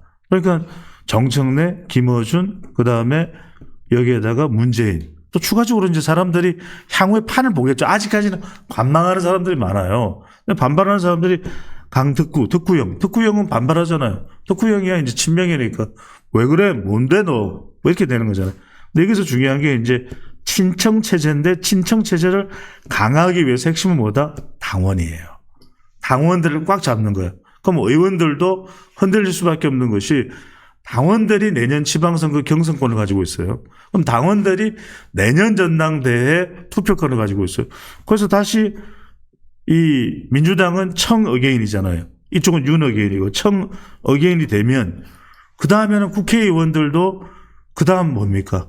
대통령은 2028년에 G20으로 정신이 없을 테고 그러면 2028년 국회의원 선거의 공천은 뭐가 됩니까? 친청 행제 친명 행사가 되겠죠. 어디서 많이 들어본 그러니까요. 분이네요. 그러니까 이때는 완전히 털공 라인으로 쫙 깐 다음에 그러면 이제 누구 세상이 되는 거예요? 정청래 세상이 돼요. 이미 경쟁자인 국민의힘은 정당 해산을 걸어놓고 무기력해지겠죠. 그러면 정청래 대표는 당권을 꽉 잡고 이재명 대통령은 그래? 재판 시작할까? 그러면 정청래 대표가 꽉 잡았다고 생각해요. 정청래 대표는 목숨줄을 다지고 있는 거예요. 그래? 내가 대권 가는 거 원치 않아? 그럼 재판 시작해. 어떡할 거예요? 어떡할 거예요? 그러니까 이게 이미 이 계획이 잡혀 있는 거예요. 그래서 그 계획이 실행되기 전에 이른바 제마파, 제명인의 마을파, 김민석, 강훈식, 이재명 대통령이잖아요. 이걸 처단을 하느냐 처단을 하지 않냐 그 상황이 남아있는 거예요. 그래서 제가 말씀드렸잖아요. 무협 대 할극 피바람이 불 거다. 그 피바람의 이름은 뭐다? 天能发富 천룡팔부가 될 거다. 이 띠엔 따롱이 의천도령기가 될 것이다. 말씀드렸죠. 갑자기 김용의 소설이. 그렇다면 지방선거 공천을 누가 받느냐가 바로미터가 되겠네요. 지금은 다 정해져 있죠. 신청체제다. 지금으로서는. 지금으로서는 이렇게 되면 지금으로서는 김민석도 못 받는 거고 강훈식도 못 받는 거고 이렇게 아니죠. 이 룰대로 가면 아니죠. 예. 김민석은 만약에 나간다 그러면 서울시장으로 딱 알박기를 시켜놓는 거예요. 네. 박찬대는 인천시장. 예. 다 지라고. 지방으로 이제 하방시켜놓고 중앙은 나야. 털공나이. 또 공공연하게 공교롭게 딱 문재인 대통령도 저기를 시작하는데 유튜브를 시작하는데 그렇죠. 그것도 김어준 TV 쪽에서 제작한다고. 그러니까요. 그러니까 오죽 콘텐츠가 없으면 조회수가 안 나온다고 그러는데. 예. 근데 지금 보시면. 시작하셨어요? 뭐가요? 시작했잖아요. 그래요? 시작했잖아요. 근데 지금 뭐냐면은 지금 여기서 중요한 것이 그래서 이른바 대반격이 시작되느냐 아니냐 이게 이제 중요한 거죠. 이재명 대통령의 대반격이 지방선거 전에 나오느냐 안 나오느냐. 그러니까 한준호 같은 사람, 이현주 같은 사람은 반발하잖아요. 뭐냐 이거 권리 당원 상대적으로 강화하는 거 우린 반대다. 강덕구도 반대다. 서서히 나오잖아요.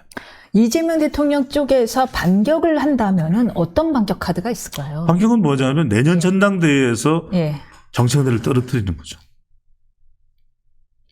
그거에 대해서는 이제 김민석과 정청래의 대결이 되겠죠. 당이 그 권리당원의 투표가 1대1이 되면 떨어지기가 쉽지 않지 않을까요? 그럼에도 불구하고 이제는 더 이상 기다려줄 수는 없다. 지금까지 기다린 거야.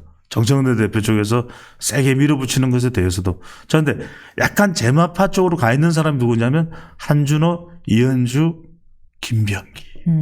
이현주 의원은 근데 이제 늘 색깔을 바꿔와서 사실 뭐 딱히. 저기는 뭐 정말 합종 연행파죠. 뭐. 티엔농 파푸파죠. 뭐. 결국 대권을 꿈꾸는 거죠. 과선배 아니에요? 아니요, 달라요. 달라요. 과 선배는 장동혁 대표고요. 불문학과, 이분은 불문학과입니다. 불문하고 예. 앵크와 예. 불어교육. 불교군요. 네, 대권을 꿈꾸는 거죠. 네네. 그렇죠. 대권이죠. 다른 게 있겠습니까? 예. 그리고 워낙 사이가 안 좋잖아요. 원천적으로 정청래 대표와 이재명 대통령 사이는 워낙 안 좋잖아요. 워낙 안 좋잖아요. 알겠습니다. 다른 이야기 좀 해보려고 했는데 예. 김용범 대통령실 아까 정책 이야기를 하자 해갖고요. 예. 정책실장 이야기 좀 해보겠습니다. 감사합니다. 네. 질의 도중에 버럭 화를 낸 다음 날에는 김어준 유튜브에도 출연해서 정치적 조언을 듣는 모습이 입방아에 올랐는데 이분도 지금 선거 나올 준비를 하고 있다 이런 이야기가 그렇죠. 있네요. 예. 그게 이게 지금 뭐냐면은 예. 지금 이게 제마파와 털공파의 갈등인 거예요. 지금 버럭 용범이 됐잖아요. 버럭 용범이 됐기 때문에 경로 용범이 된 거예요. 근데 이게 왜 그러냐면 보세요. 그러니까 제마파인 우상호 정무수석과 뒤에 김병욱 정무비서관은 말리잖아요. 이게 왜냐하면 이미 따가냈어. 이번에 G20을 나가는데 3실장 중에서 누구만 안 데리고 나왔어요? 김용범 실장만 안 데리고 나왔잖아요. 제일 총애하는 강훈식 비서실장. 그 다음에 이제 의뢰이 나가는 위성락 안보실장은 나갔는데 아니 김용범도 데려갈 수 있잖아요. G20이 정책이 얼마나 중요해요. 우리 배추도사 정책을 강조하듯이. 그런데 이건 아니야. 나 따당한 거야. 나 왕따 됐어. 패싱 됐어. 용범 경로가 벌어진 거죠. 이게 최혜병 특검하고 다를 게 뭐예요? 여기서 빰 맞고 여기서 화내는 그러니까 대통령 쪽 사람인 제마파 호위무사가 되겠다 그랬잖아요. 김병기 정책실장이 바로 그냥 버럭 지르잖아요. 정책실장! 딱 이야기하잖아요. 그런데 바로 누구한테로 달려가 버립니까? 지금 전남지사 출마설도 나오고 있거든요. 바로 이 모든 것을 우지자지해 줄 수 있는 분 누굽니까? 털공파의 충정탑이잖아요. 충정로 탑이잖아요. 딱 김어준 방송에 나와서 대통령 정책실장이 유튜브 방송에, 그것도 1개 유튜브 방송에, 뭐 그게 조회수가 몇 명이 됐든 1개잖아요. 그럼 2개는 아니잖아요. 둔값을 벌 1개 유튜브 방송의 진행자로부터 조언을 듣더라. 이게 무서운 이야기예요.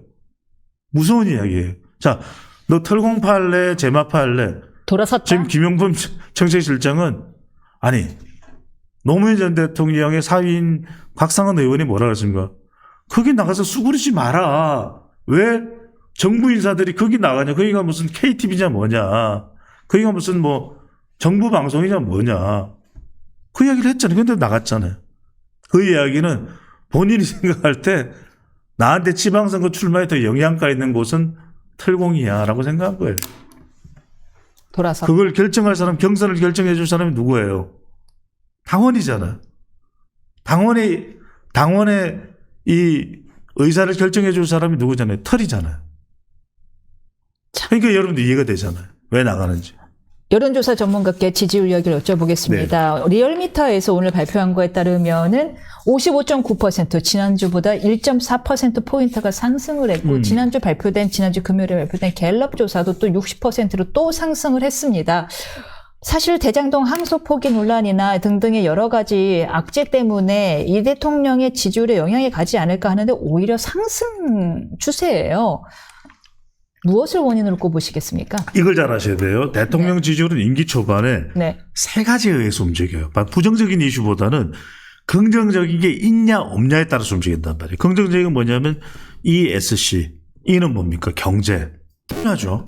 경제 요즘 그렇지. 주가가 날아다니는 거. 그렇죠. 그 다음 예. S는 뭐냐면 security, 외교안보예요. 그 다음에 예. C는 communication인데 예. 뭐 C는 그렇다 치고 예. 그 다음에 E는 뭐냐면 이거는 뭐 지금 주가는 깨빡치고 있어요. 그런데도 불구하고 뭐 이거는 뭐 또 사람마다 감정이 다르니까. 그 다음에 S가 이걸로 이제 총대를 맨 거죠. 외교안보. 그러니까 이게 문재인 정부 때도 보면 민주당 정부가 이게 막 민주당 진보 정책을 취할 때라도 이걸 눈 가리고 아웅하기 좋은 상징적인 자유. 우리가 symbolic effect, 에드워드 버네이즈가 하는 이야기예요. symbolic effect의 최고의 효과를 볼 수 있는 분야가 security diplomacy예요. 딱 여기다가 그걸 잘하는 나라가 프랑스잖아. 마르스보금, 아드부지보아 뭐 이거잖아요. 몽마르트, 에펙 뭐 이러잖아요. 그죠? 그러니까 이제 이게 이른바 상징 효과거든요. 탁현민도 잘했잖아. 지금 방송 찍고 있죠. 그러니까 이제 S를 딱 들이대니까 이런 사람들이 놀래면서 이게 쏠려가 버리는 거잖아요. 넋을 잃고 있는 거죠. 이걸 언제까지 할 수 있냐? 2028년 깔아놨잖아. G20을 깔아놨잖아요. 그러니까 G20을 2028년까지, 그러니까 2028년까지는 요걸로 상징 효과를 거두겠다. 그럼 사람들은 암시렁, 모름시렁 뭐 이러면서 이제 들어가는 거예요. 그 다음 이제 C는 뭐냐면 C는 소통인데 이거는 이제 mass communication이거든요. 왜냐면 C가 communication인데 여기다 mass를 딱 올려버려. 그 다음에 뭐를 하고 있어요, 지금? 윤석열 전 대통령 재판 특검. 영상을 털어줘 버리죠. 예, 중계와 특검. 그러니까 이걸 털어줘 버리는 순간 사람들은 잊지 말자. 비명을 지르면 내가 그 소맥을 말았잖아요. 비슷해요. 제가 소맥을 말고 그걸 그렇게 이야기할 수 있는 시간이 됩니까? 나보다 소맥을 더 잘 탈 수 있는 사람은 내가 소문을 듣기로는 배추도사가 좀 더 잘 탄다는 소문이 있기는 해요. 인정합니다. 그러니까 지금까지 제일 비슷했어요. 그러니까 이제 이게 작동을 하는 거예요. 그러니까 그러면 왜 항소 포기는 왜 포함이 안 되느냐? 일부 포함은 되지. 그런데 상징 효과를 이길 재간은 없어요. 왜냐하면 이거는 MSG 쳐버리면 되잖아요. 대통령은 ESC, 부정적인 것은 MSG를 쳐버려. 그거 말이야. 검사 알잖아. 검사가 반발을 해. 검사가 이렇게 반발을 했는데, 몇 년 전에도 있었고, 몇 년 전에도 그런 일이 있었잖아. 법조인이니까 잘 아시죠. 그러니까 이번 건도 아니야. 옛날 건을 계속 이야기하는 거예요. 그럼 사람들은 그걸로 또 이게 파묻혀버리는 거예요.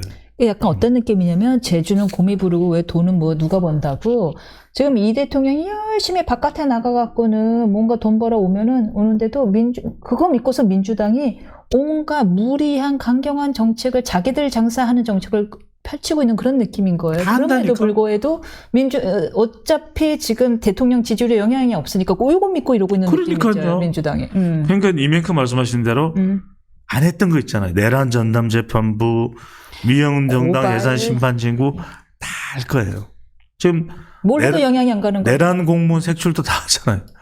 어떻게 할 거예요? 그냥 휴대폰 거기 그게 헌법 존중이랍니다. 그러니까요. 저는 헌법 존중 정부혁신 TF 그래서 그런 건 줄 알았어요. 네. 개헌이나 또는 이 행정 시스템 혁신과 관련된 TF인 줄 알았어요. 이게 이른바 네이밍 이펙트. 이거를 잘해. 사람을 무시해도 유분수지 그거에 헌법 존중 TF라고 하면은 그게 우리가 그렇게 믿습니까? 따라가는 사람이 있어요. 달려가는 사람. 늘 24%는 있으니까요. 예. 늘 24%는. 달려가는 사람들이 있어요. 수권 정당이 그러고 있으니까 문제일 뿐입니다. 예. 여기까지 듣겠습니다. 감사합니다. 고맙습니다.